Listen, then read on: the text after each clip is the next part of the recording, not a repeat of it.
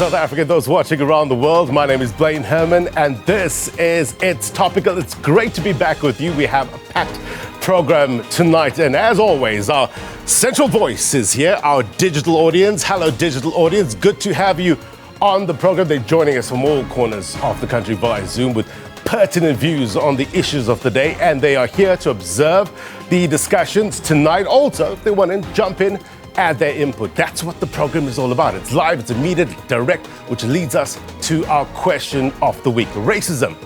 It has been around before apartheid, right? During colonialism and throughout our democracy, in fact. But have we had the proper conversations to tackle this issue? Tonight, we are zooming in to the educational sector. So we're asking you this week, have you been affected by cases of racism at educational institutions, and what should be done in order to combat racist incidents in the sector? Walk with me while we get ready for the roundup. Look, I remember it was Eleanor Roosevelt who said nobody can make you feel inferior without your consent. But the question I'm asking is, how do we stop getting to that point whereby somebody is actually trying to make you feel inferior? How do we eradicate racism? How do we eradicate discrimination, especially in educational institutions, as that's what the allegations are about?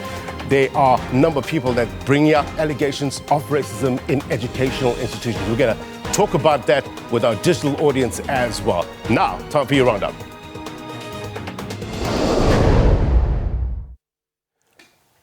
Look, one of the top stories, KwaZulu-Natal is bracing for more floods just a month after the province was devastated by flooding that claimed the lives of over 400 people. A red level 10 warning, the highest warning possible, has been issued by the South African Weather Service for disruptive rainfall in parts of KwaZulu-Natal. Let me bring in SABC News Assignment Editor in KwaZulu-Natal, Minoshni Pillay, for more on the story. Minoshni, good to have you on the program tonight. You have been on the ground today. What did you see? Talk to us about the extent of the damage. Good evening, Blain. I think the short of the long answer is that cities and towns that were impacted by floods last month on April 11th are unfortunately the very same coastal areas that have been the hardest hit from rains yesterday. Areas like eThekwini, the epicenter of these floods yet again. Areas north in the city, like Umhloti, Mercy, Tongad.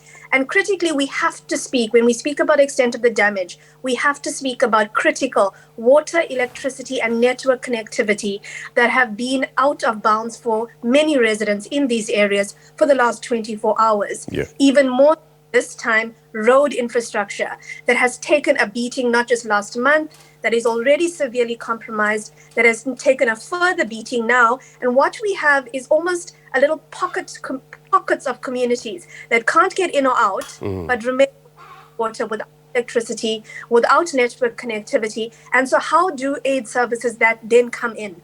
And that's something we're going to have to monitor and look at in. I must also say, Blain, when you ask about the extent of the damage, we cannot at this stage confirm the number that have been misplaced, the number that are missing, if any, and if any have lost their lives in the second round. Talk to us about the response from both government as well as community groups. Immediately on the ground, Blain, from yesterday in areas like Tongat and La Mercy, immediate response has come from organizations within the community, residents themselves, community groups that have set up perimeter points, cordoned off roads that have caved in, assisted residents, deterred them from leaving, or assisted them to evacuate areas. A secondary line of response has been emergency response teams. At Umhloti, they spent several hours overnight and in the early hours of this morning trying to evacuate that community that has really, really taken the brunt of these floods. On site as well was members of the SANDF, the Road Traffic Inspectorate and Metro Police, but I must say more in a monitoring role. The SANDF really did not get their hands dirty in Umhloti today. They played more of a monitoring role, watching residents as they evacuated. It was really the search and rescue teams, the first response that were on the ground really making headway. From local government, they are urging NGOs and social relief organizations to continue to partner with them. They're urging communities to open up more halls. We know from the last batch of floods last month, over 40,000 people are displaced. They continue to remain in these community halls. Yeah. And so more room now needs to be made for others that have been displaced in the last 24 hours. Through a disaster, Minoshni, you often see people coming to the fore, true humanity prevailing. Are you seeing that on the ground where people are rallying together and helping each other? I promise you, Blain, the first responders for me this time around have been each other, has been your neighbor, has been your neighborhood watch chairperson. These people are the ones that are literally saying to you, don't leave, don't drive down that road. It's too dangerous. Let me cook for your children. Yeah. When we speak about first responders, they've done an incredible job in the last month and a half across all areas in the province. But I must say, the people of KwaZulu-Natal have come out, they've been resilient, and they continue to be resilient for each other, for each other's families, no matter how hard it gets. I know everybody is quite weary in all parts of the province. The South African Weather Service saying that rains are continuing overnight and likely to move the coast into Mkanyakude and King Cetshwayo. So we haven't seen the end of this last weather event yet, but really a resilient community that are really tired but doing so well to support each other as humanity at its best. Look, this situation is precarious. Uncertainty prevails for many, dire in many parts. Our collective hearts go out to the people of KwaZulu-Natal who are going through it yet again. Appreciate your reporting, Minoshni. Stay safe, my friend. We will talk to you soon. Minoshni Pillay is SABC News assignment editor in KwaZulu-Natal. We're keeping a close eye on that story. Keep it locked onto SABC News. We'll bring you the very latest developments here. Now to that story that sent shockwaves across the country. But before that, please be warned that the following story contains graphic content and that may offend sensitive viewers. Namhla Mtwa's family in Umtata in the Eastern Cape are demanding that something be done by the South African Police Services after she was killed in April 2022. Namhla, who was allegedly physically and emotionally abused, was shot outside her home. No one, we understand, has been arrested as yet. This is what the family had to say. I'm not going to let her rest, and not unless she fights, sis. I want her to fight. I want her to fight. I want the person who killed her to come. I'm sorry, but I want her to fight. That's all I can say. I want her to fight. And I would love the government to help us find justice for her. We are optimistic that a breakthrough in this particular case will be made. An appeal is made to whoever possesses critical information that will add value to the work of the investigation team. In other news, South Africans voiced their frustrations about what they call wasteful expenditure by the Department of Arts and Culture. And this came after Minister of Arts and Culture, Nathi Mthethwa, announced that his department was planning to erect a 22 million rand flagpole at Freedom Park in Pretoria. Citizens on social media, as you know, actually called for the government to redirect the 22 million rand into other, some would say important things, then that will help, I guess, build the country and its people. Now, talking during the Black Business Council conference on Thursday night, President Cyril Ramaphosa announced that he told Mthethwa to cancel the project.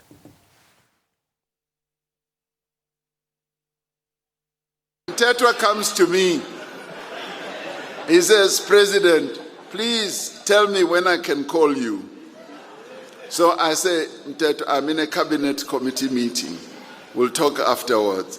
So I call him back and he says, President, this flag thing, which is such a wonderful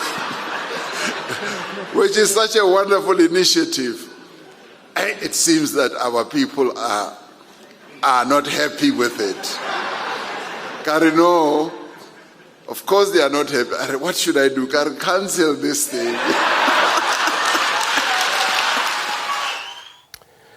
President Cyril Ramaphosa has also paid tribute to the late former Johannesburg Executive Mayor, Moirane, as one of a kind who knew his task and did an excellent job. The #1 citizen says Moirane had clear plans for every part of the city of Johannesburg. He knew all its problems and had some solutions, something that many mayors lack. Moirane was laid to rest today and honoured by his family, friends, comrades and community members of Alexandra. Right, to the main topic of the day. It was an incident that shook the country, especially on the social media platforms. It involved a black student and a white student from Stellenbosch University. And it was captured on a cell phone camera. If you haven't seen it, take a look at this. Why are you peeing in my room? Huh? Why are you peeing in my room, bra? Waiting for someone. Huh? Oi. What, bra? Waiting for room, man. What? All right, we're going to talk a bit more about this incident in more detail and what it means in terms of race relations in this country. Student Babalo Ndwanyana joins us shortly. We're going to get a first-hand account, so stay tuned for that conversation. Now, on Wednesday, a long-running saga at the Randfontein School was seemingly finally put to rest. The independent findings into racial tensions at the Hoërskool Jan Verleuven recommended disciplinary action against pupils who were involved in fights and bullying back in February, while also calling for the school to adopt diversity programs. So we went back to the gates of that school to get the word on the street from ordinary members of the public regarding what needs to happen to combat racism in schools. Take a look.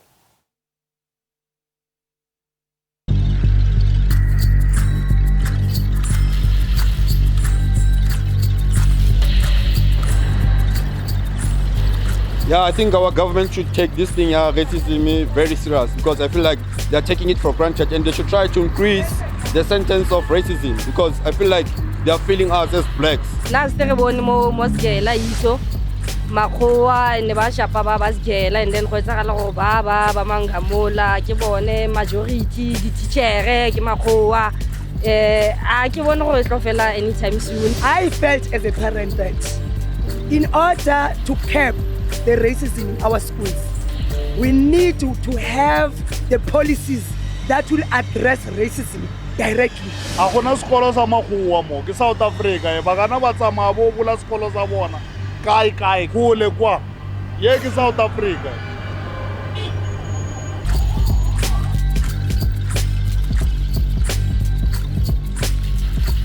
Today's generations do not know how to become friends. They see color difference. In our generations and that we weren't bothered about colors.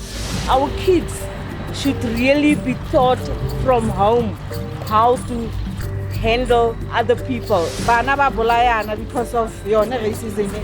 Racism ke dilo tsa khale. People need to change.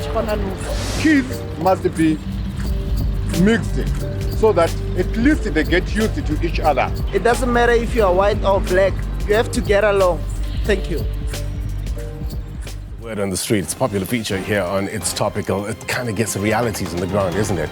We're going to take a quick break. When we come back, I'm going to tell you more about an interesting study by the Human Science Research Council that deals with the race. Also, our conversation with our digital audience. Next.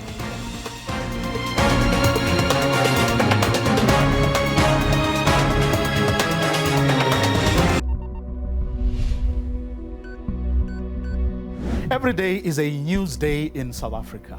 Every day. But what the Watchdog does is tell you why the news matters, give you context and perspective, as well as informed analysis, while getting the newsmakers to account. Every weeknight, 8 to 9 p.m., only on the SABC News channel. Independent, impartial.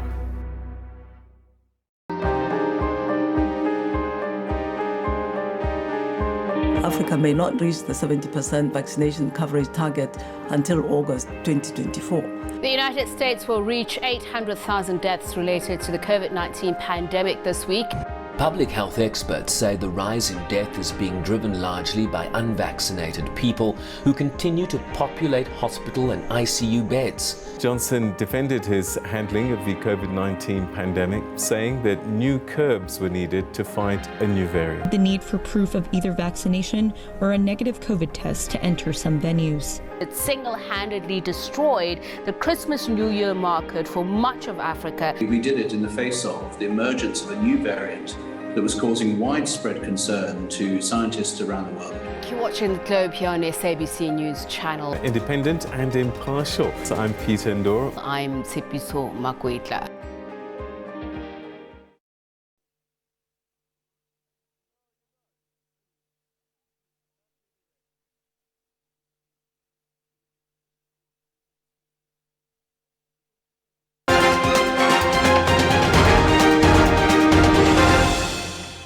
Right, welcome back. You are watching It's Topical. It's a show that puts you, our viewers, at the center of the discussion. Have your say regarding the burning issue of the past week. Interact with us on all our social media platforms. There you see it on your screen at It's Topical, SABC on Twitter, also on Facebook. 078-459-1819 is the WhatsApp line, and 011-714-5958.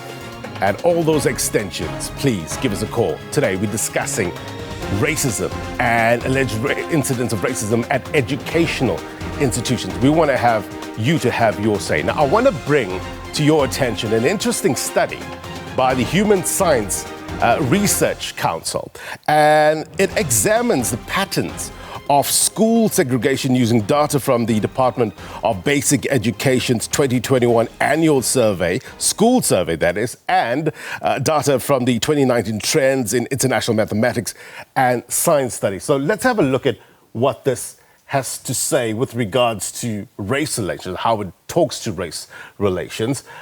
So this is the findings. It was done back last year. So it says that white students almost exclusively attend former whites-only schools, and black students remain underrepresented in the country's best schools.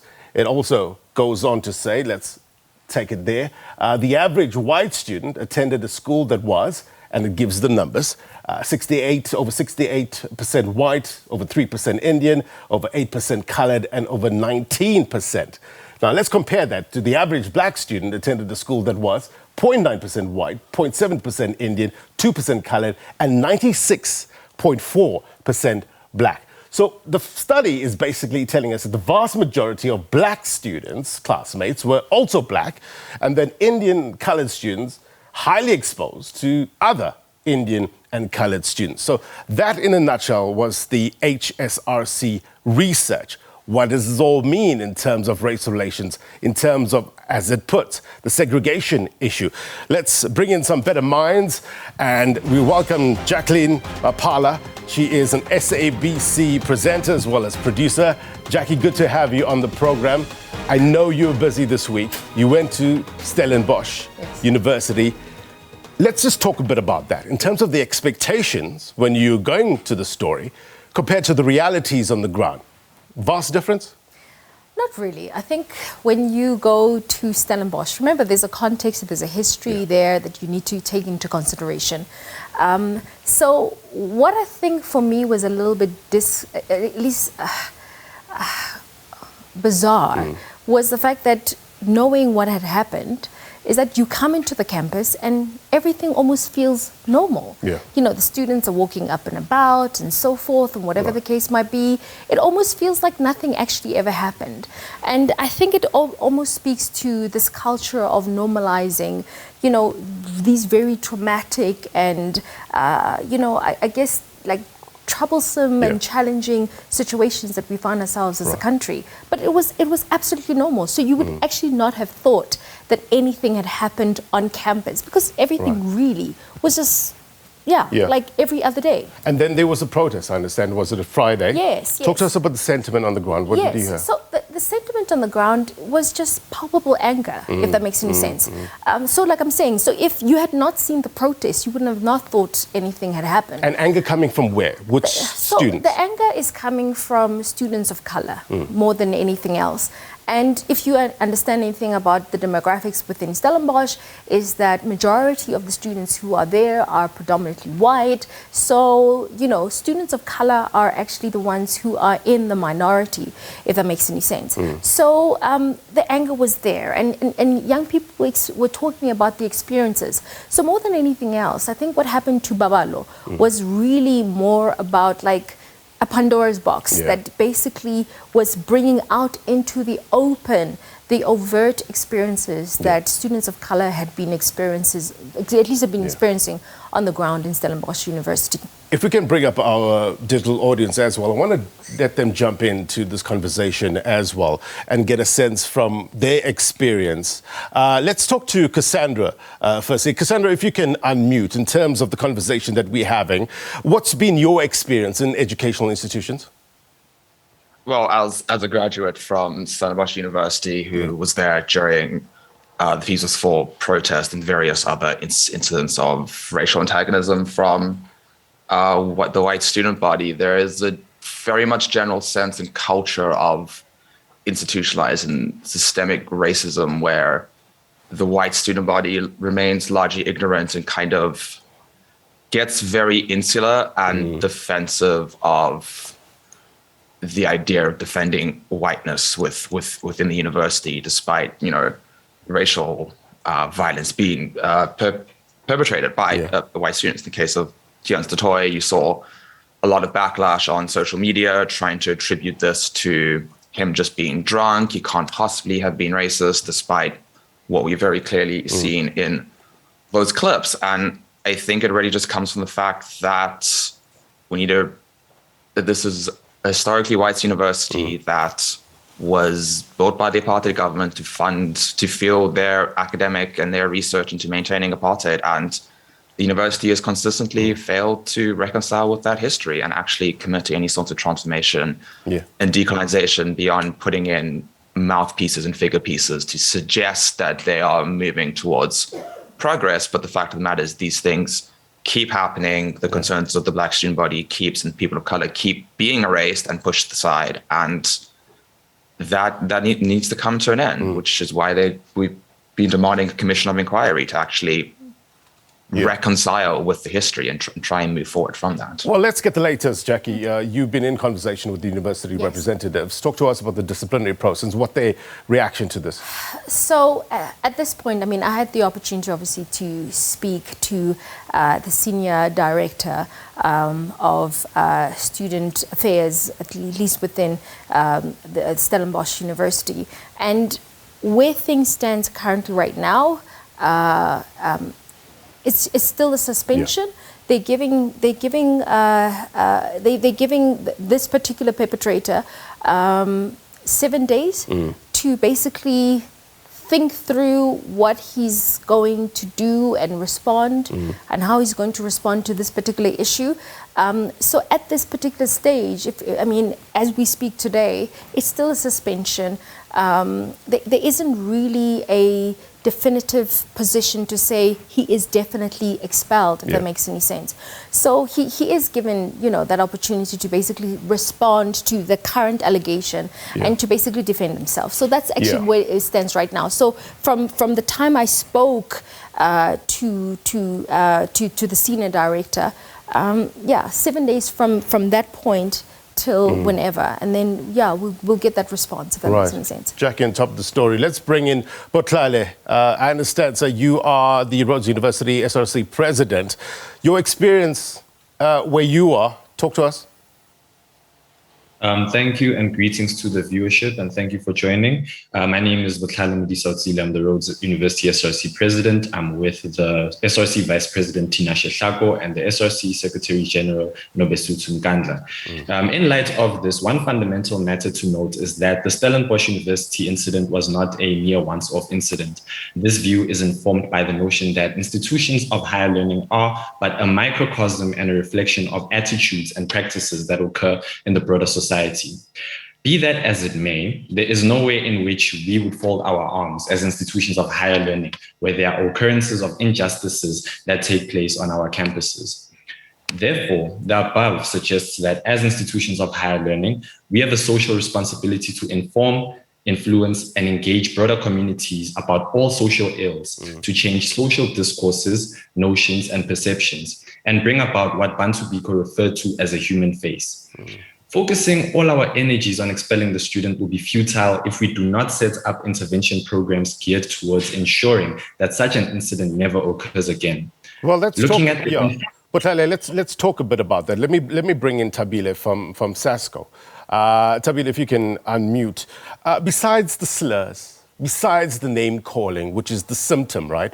What is at the core of racism in institutions? What's been your experience? Thank you very much. Greetings to the viewers. My name is Tabile Dlamini. I am the Treasurer General of the South African Students' Congress.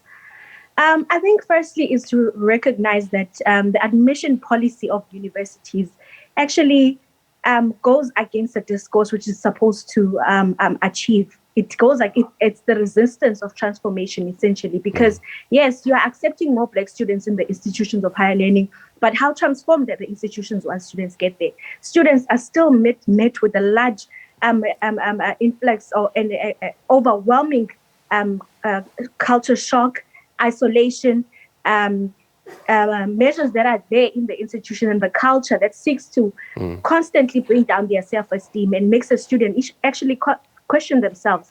As a Black student entering an institution of higher learning, you are asking yourself, am I here because of my good academic records, or am I actually here because I'm a statistic? That automatically will impact the students on how they perform. It will impact on how they surround themselves around the other students, how they relate to other students. Now, let me make an example of a personal experience that I've had as a student in an institution of higher learning. My first year entering a class at University of Cape Town, you enter a class already, there's a groupings of where you should sit. We used to call it the camp space side, where you'd have the white students sitting there with their MacBooks ready for class. And then you'd have your coloreds and your Indians sitting there, would call that Mitchell's Plain. And then you'd have Black students, we call it Kailij. Now, coming from a rural area, I don't come from a township. I don't know the culture of a township. I'm already classified as someone who comes from Kailij. So these are some of the ways that students initiate each other. It's the culture of the institutions that is maintained. So it's very important for institutions to question themselves. Is our institution really transformed, or is the culture itself still not achieving what the administration policy is supposed to be doing in institutions of higher learning? Quick follow-up on that. Tsepo, jump into the conversation. Baloy, what do you think, Tsepo, is the stumbling blocks in terms of nation building, in terms of social cohesion in educational institutions? Good evening, and good evening to the viewers. So my point is, we as Black people were being victimized simply because we do not own any means of production. So in order for them to respect us, we must reclaim what's rightfully ours, of which is the land. We must get back our land so that they can also respect us. What happened in Stellenbosch?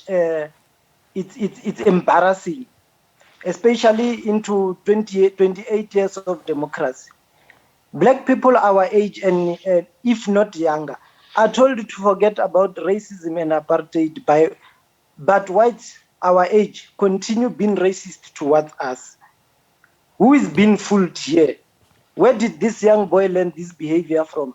Isn't it from his family or his community? Tsepo, thank you very much indeed. We just very briefly to come into the conversation in terms of what do you think fuels racism? One, and two, I don't think it's merely as easy as just condemning racism or racist attitudes. What needs to accompany condemnation in order to get us to a better place? Okay, thank you very much. Good evening to the viewership and everyone. My name is Tutu Mashila and I'm the UPSRC president. Firstly, I think in the context of Rhodes University, someone has already said it, it's because it's a historically white Afrikaner institution. So that on its own creates situations where students are bound to face racism because institutional culture has not really transformed. So I think that is what fuels racism in such cases. And there are certain practices done in those institutions, in residences where students stay, that sort of perpetuates and enable those students to, perform those acts of racism. Yeah. And I think, honestly, what needs to change is that there needs to be an ongoing engagement and changing of policies, of practices, and it shouldn't only be one-sided from students only, but it's something that should be done by everyone, even beyond the walls of institutions of higher learning, management, government, students, every single one, because racism is not just something that ends in institutions of higher learning, but it's a societal problem. So also we as young people, we need to have those uncomfortable situations. Sit together, come up with solutions, how we're really going to eradicate racism, because it's honestly an issue. It can't be that 28 years later, we're still facing the same situations, and people that were not born in apartheid are, practicing racism. It's really quite bizarre. Someone just said it right now. Yeah. It's really quite bizarre that such things are still happening. So there needs to be ongoing conversations, ongoing changes that need to take place. Basically, you're saying we need to have this conversation because often, Jackie, what you ignore, you empower.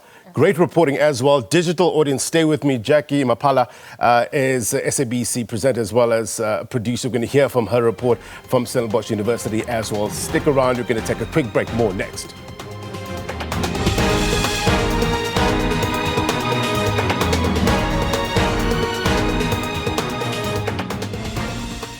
Hypertension is one of the predominant risk factors for the development of several cardiovascular diseases. I found out when I came here for my diabetes appointment, I didn't have any symptoms. In our facility, the hypertension is very common. The cause is not yet known. Due to the medication that you've been taking, we think one of the side effects is hypertension. Hypertension is a silent killer. Does have side effects because when I take the medication every day, I do shake a lot. The medication works because my headache goes away. Catch Vital Signs with me, Dr. Mosam Tombeni, every Sunday morning between 5 and 6 a.m. on SABC News Channel. SABC News has signed a code of conduct that is enforced by the Broadcasting Complaints Commission of South Africa. Under the code, we are committed to broadcasting news that is accurate, comment that is fair, and programming that is not harmful to children, does not amount to hate speech, and contains no gratuitous violence or explicit sex. If you think we are not living up to that code, you may inform the Broadcasting Complaints Commission of South Africa. Direct any complaint to P.O. Box 412365, Craig Hall 2024, or send a fax to 011-326-3198 or email to bccsa@nabsa.co.za. For more information, please visit www.bccsa.co.za.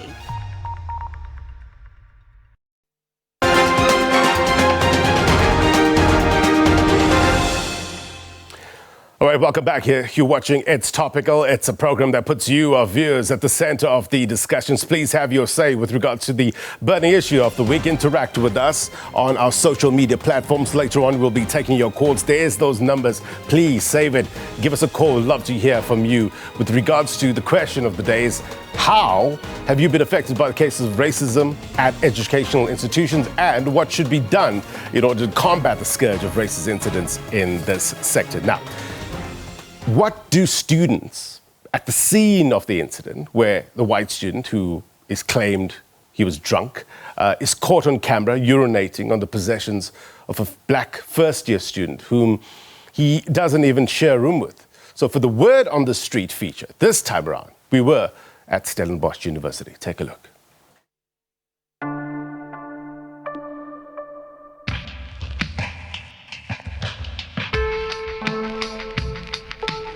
Good day, everybody. The question was basically the incident that happened the past day, if it was racially focused or based on race. And I think it's a really difficult question because I don't think it's a black and white answer that you can give. Like my one friend previously mentioned, you can't really judge a person's intentions because we can't know the inside workings of their heart, so it's really difficult to say. And I also think the university's response might have been more focused on the media machine rather than the incident itself. So it was the effects on the response that the media gave them and all the flack and heat the media gave, instead of focusing on the people that were involved in the incident. Dumelang Njane. I definitely disagree about what happened and don't believe it was necessary, but also believe it could have been maybe addressed another way. Instead of racism, maybe vandalism. The fact that it happened in the first place means that it stems from something. So it started at home, definitely. What has happened here for the past weeks now has been very emotional to everyone, and it has been a process for everyone to take in. So I don't talk much about racism. We don't talk much about it on campus, and because it's very sensitive to each and everyone, and each deal with it in different ways. It was racially motivated, judging by the words he used, like this is what they do to black boys and stuff like that. What they could do to help the racial problems at the university is to inform the kids about how we feel when they do certain stuff.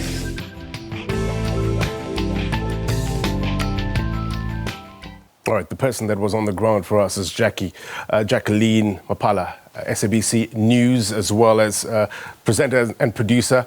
So talk to us about what students are saying. And I understand there's some sort of petition going around. What's that all about? Yeah, so there is a student by the name, I think, of Anke Spears, who's come up with a petition to basically get the students to rally around making sure that there is a very powerful voice on campus where they are expressing themselves and saying that they want TNs to actually be expelled from campus. And from what I checked, I think they were sitting at about 100 and something thousand, and their goal is to get it to 150,000. Yeah. So I think what you're basically seeing is that students on the ground don't necessarily want to see themselves being associated with this kind of inhumane,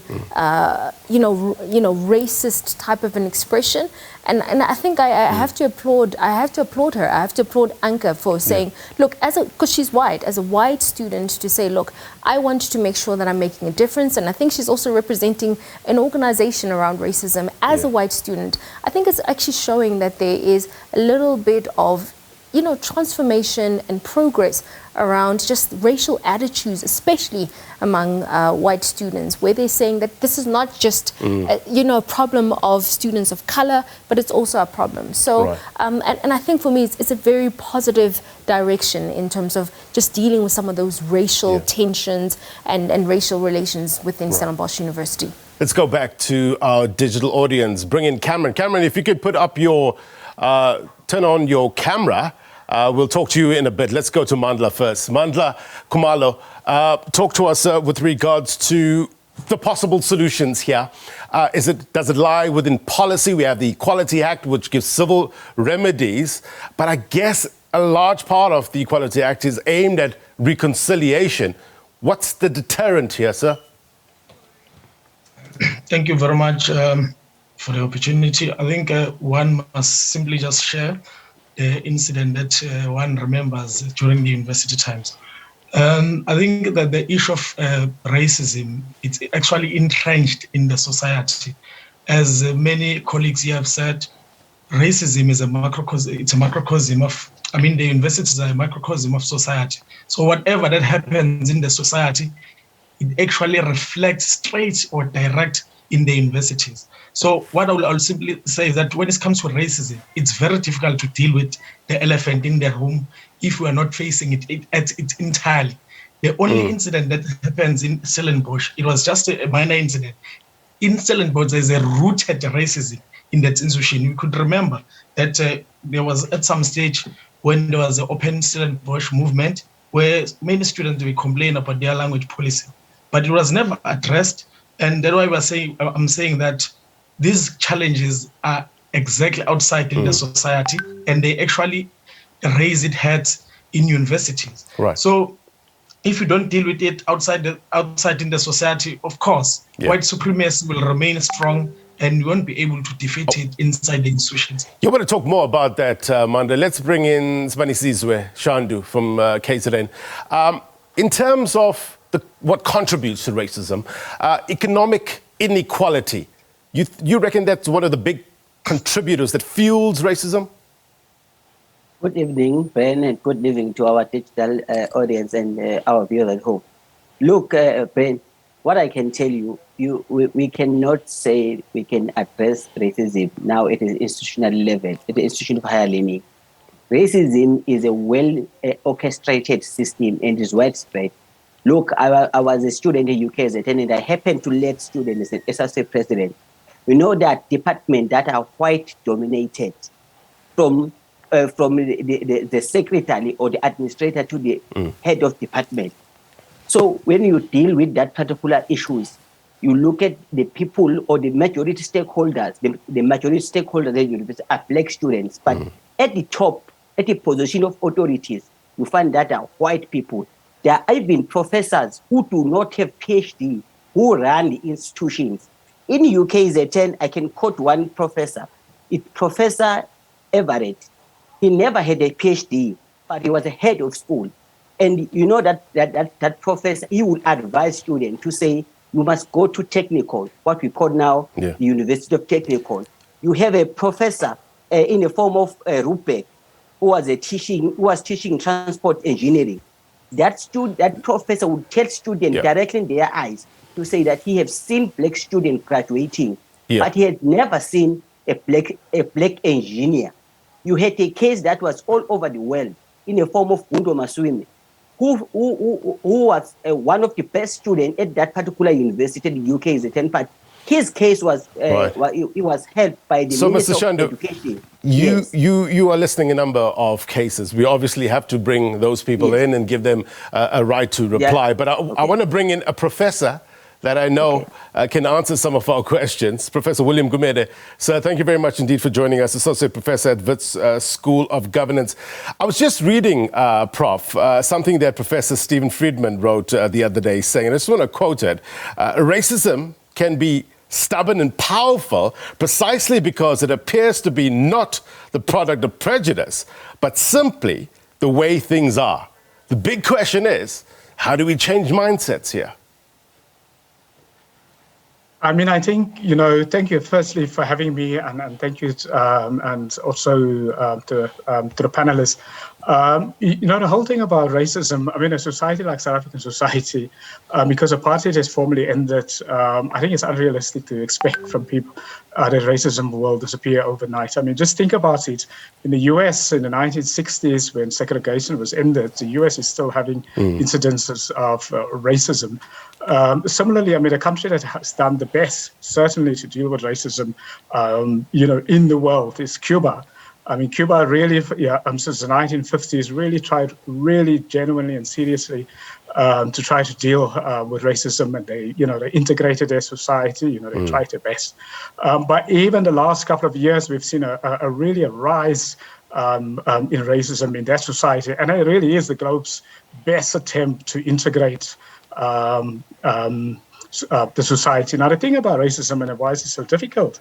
It is that in societies like our society, where we have colonialism, we have slavery, and then apartheid, racism sits in the DNA of almost every institution that predates the 1994. Even in, say, for example, in government, when the government is mostly staffed or run by, let's just say, blacks, it's, the DNA of the way, because the whole thing about racism and institutional racism in the institutions is processes, is procedures, is sort of the unsaid things. So that really is very much, remains. So even in institutions that are actually run by blacks, if institutional racism is still stuck in it. Then there's also a second part that we often never think about, is also internalized racism. So you often may see that black South Africans who has been victims of racism sometimes internalize it, and then they respond to the way let's just say they work in Department of Home Affairs, which is mostly run by Black South Africans, then they treat other Blacks as if, the racist white treated the Black. So that is what we call internalized racism. So when we deal with racism, we'll have to deal with it at almost every level in order to undo the institutional racism and the everyday racism. So what do I mean by that? It will mean that, from the child, almost from being born and in families, from going to nursery school, going to school, and then going to higher institutions. And even when people go to start work in companies, there has to be the consciousness of people have to be raised at that level. Then the also consciousness of Blacks would also have to be raised, so they don't now have internal racism also. Professor, thank you very much indeed. Stand by. Digital audience, also stand by. We're going to come to get your thoughts on the show while Jackie is still with us. We've got a caller. Remember that number to dial 011-714-5958. Sheriff Johnson is on the line. Sheriff, a very good evening to you. What's on your mind? Yeah, what's on my mind is quite simple. There's no need for the Black majority to be complaining about racism, looking at where the country was coming from post-1994. So what needs to happen in South Africa is that we just need to build our own commerce and industry and take our equal space in the community of race in this country and globally. Because the only way the racists can feel the pain, which is the bottom line, is where they'll be able to understand that racism is bad. So if Black people begin to build their own commerce and industry, trade among themselves, and support their own business and exclude the racists from the system, they'll feel the pain, because that's the bottom line. Business is about profitability. Until the big business begin to feel the pain of racism, perhaps the country will never change. Right. That's my contribution. Sheriff from Eastern Cape, thank you very much indeed. I wonder if we as parents also are falling short in terms of accountability measures in order to teach our children that we are different, but we're equal at the same time. Let's bring in Malusi, who's calling us. Malusi, what's on your mind? Hi, Blain. What's on my mind is that, first of all, I don't think that the boy should be expelled or not allowed to attend any of the universities. Yes. You know why?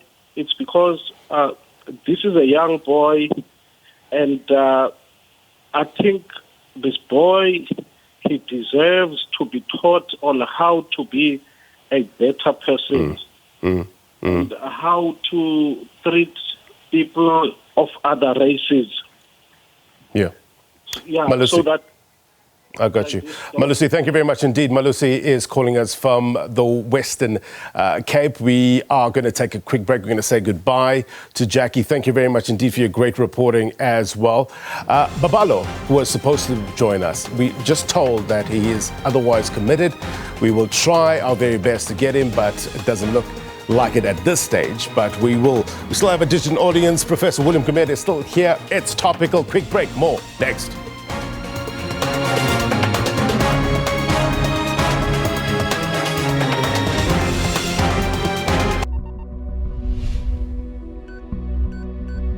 Every day is a news day in South Africa.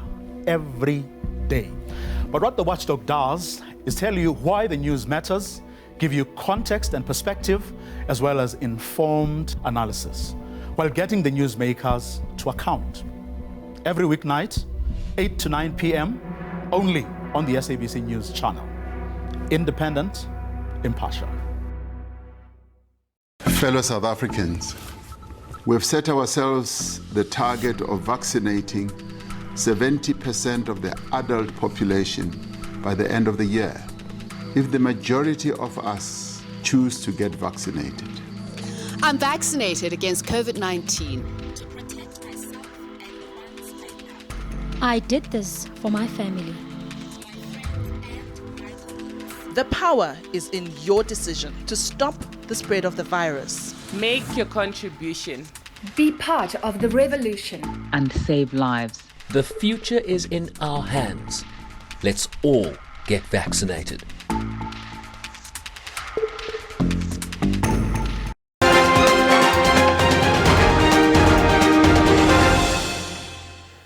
Welcome back. You're watching It's Topical. Important discussions today.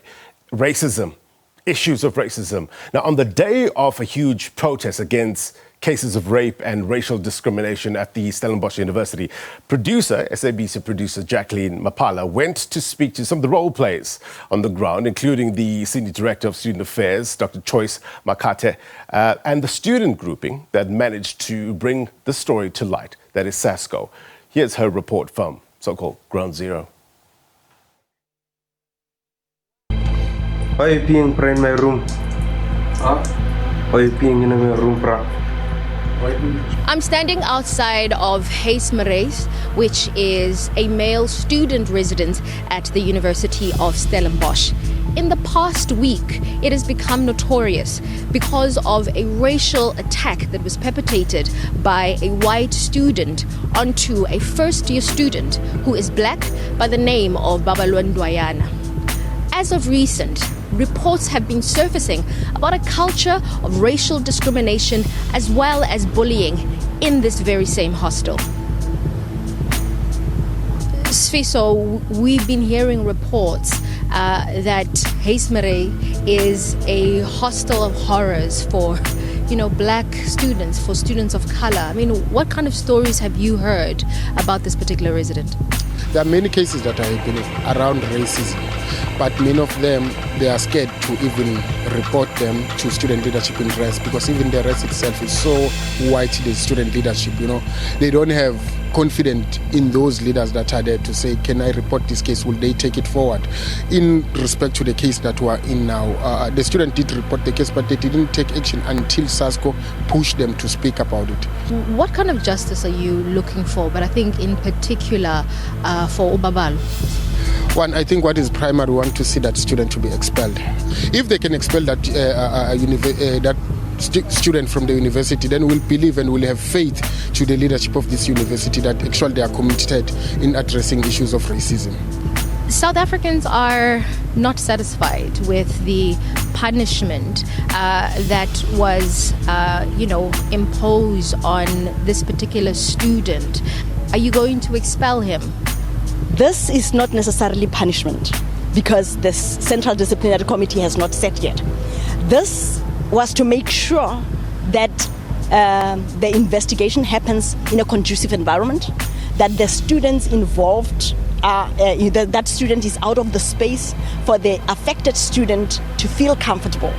And therefore, the punishment will come from the disciplinary committee. But what needs to happen now, the staff members as well, academic and support, the governance structures of the university, Senate and Council, we have to stand together as a university to eradicate racism in the system and come up with processes. I'm hoping when we return back to the University of Stellenbosch that things would have improved, especially with regards to their race relations as well as the racial tension that we've seen on campus. And maybe when the dust begins to settle, the various stakeholders will be able to come together and map out a way forward so that they can overcome some of these disturbing scenes that we have witnessed over the past couple of days as a country. For It's Topical, I'm Jacqueline Maphala, SABC News, Stellenbosch. All right, Jacqueline, thank you very much indeed. Let's bring in the better minds, the digital audience here, Professor William Gumede as well. I'm going to get to you, Prof, in a short while. We've got a short amount of time, so I'll ask our friends in the digital audience to keep their comments as short as possible. Cameron, you're up, sir. Talk to us about your experience.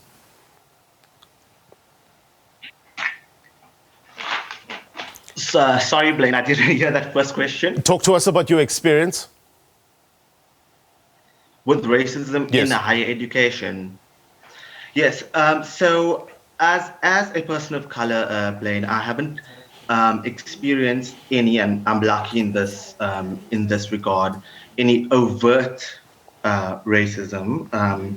But obviously it was the type of racism that's, more backhanded, underhanded. There is a word for it. It's on the top of my tongue. I just can't get to it. But it's a pernicious scourge, isn't it? It's a pernicious scourge where you don't realize what is happening. I think that's what Professor Friedman was trying to talk about, where it becomes almost like a way of life. Yeah, yeah, definitely. That's kind of basically the way I view it. Yes, it's right. Sort of backhanded comments, right. Backhanded, you know. Yeah, the experience that I have with racism has never been right. Sort of forthcoming. It's all. I hear you. I hear you, Cameron. Tinashe, jump in here. Talk to us. Do you share Cameron's sentiments, or is it more overt? For me, I think the main issue is that certain practices of racism have been normalized to a certain extent in our societies. And the problem is general asymmetry practices that continue to persist. This can be seen in how students from non-dominant groups, like Black students, are forced to change their ways of being on entering institutions that they were previously excluded from. And another thing is that, there is subtle racism and there is blatant racism. And with subtle racism, it's often statements such as, oh, you speak good English, or oh, you're so well-spoken. That is a derogatory remark that is masked as a compliment. Because when you investigate what it implies, it's basically that Black people aren't expected to speak good English.